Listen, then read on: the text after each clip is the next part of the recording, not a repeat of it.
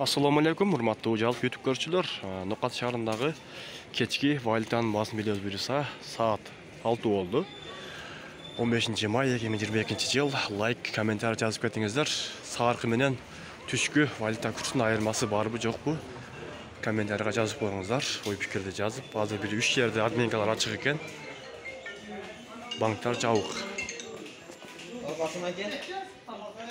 Доллар 82.50 дейт. Рубль 1 сом 15 тиын экен.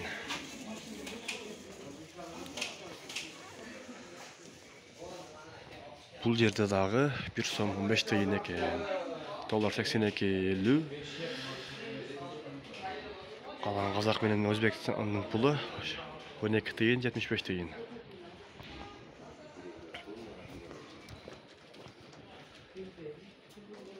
Бул жерде акчаламаштыра турган жерде дагы 1 сом 15 тиын экен. Доллар 82.50, сатуу 84.